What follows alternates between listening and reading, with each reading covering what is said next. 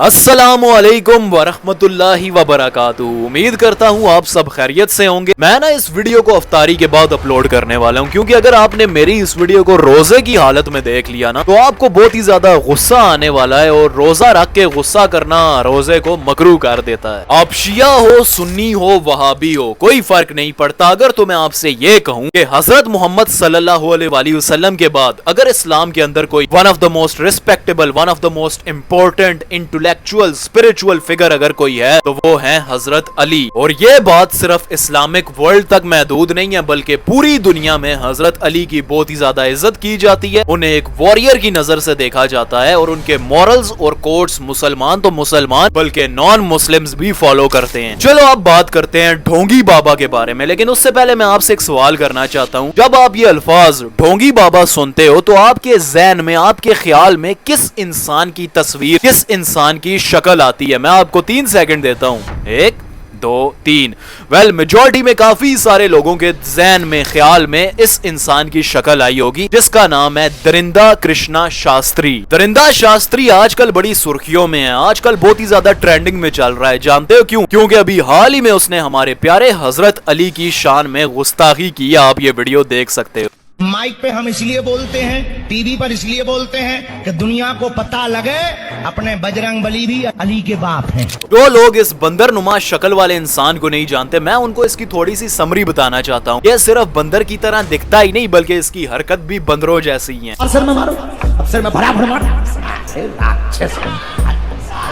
शास्त्री ये क्लेम करता है कि इसके पास पता नहीं कोई पावर है, या फिर हनुमान इसके कान में आके खुसफुस करता है, जिससे ये पर्चे बना के रख लेता है, और ऑडियंस में से किसी को भी बुलाकर उसकी कुंडली उसे बताता है जो उसने पहले से पर्चे के ऊपर लिखी होती है। ताने को तो शास्त्री ये बताता है कि जिन लोगों को ये स्टेज के ऊपर बुलाता है वो ऐसे ही रैंडम लोग होते हैं, बट इन रियलिटी वो इसके अपने ही बंदे होते हैं जो क्राउड में मिक्स हो जाते हैं, और ये उनको चुन कर निकालता है। और बाद में ये दोनों स्टेज के ऊपर मिलकर ज्यादा नौटंकी करते हैं, ओवर एक्टिंग करते हैं, कभी कभार मुजरे करते हैं, और ये उनकी कुंडली यानी पोल खोल देता है। बस। अच्छा, अब कुछ ओवर एक्टर से मिल लेते हैं जिनको बाबा ने पहले से प्लांट किया है या नहीं, इसका फैसला आप कीजिएगा। 2022 23 तारीख 5वें महीने में बाबा ने काफी देर टहलने के बाद पीछे से इस शख्स को आगे बुलाया और कुदा कर अपने साथ ले गए बाबा।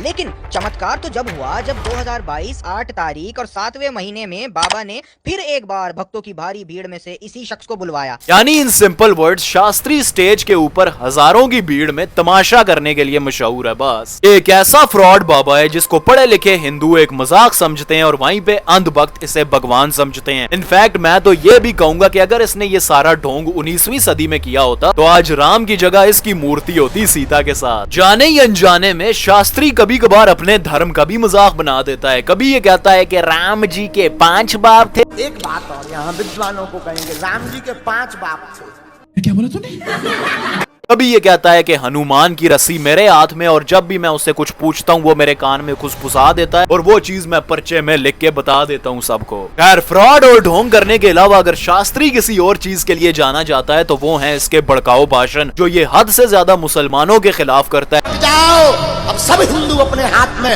हथियार उठा लो और कह दो हम सब हिंदू एक हैं। हिंदुओं को कहता है कि अपनी बहन बेटियों की हिफाजत हम मुसलमानों से करना जैसे कि पता नहीं हम कोई राक्षस हैं, और इसकी अपनी बहन की शादी एक मुसलमान के साथ हो रखी है, यानी इसकी बहन की रोज एक मुसलमान लेता है। शास्त्री की एक और टेक्निक बहुत ही ज्यादा मशहूर है और प्रेडिक्टिव है कि ये बाड़े पर 500 वाले मुसलमान ले आता है और उनको स्टेज के ऊपर बुला के इस्लाम की उनसे बुराई करवाता है, और फिर ऐसे एक्ट करता है कि मैंने कुछ नहीं बोला, मैंने नहीं कुछ बोला। इसमें भाई बहनों में शादियां नहीं होती,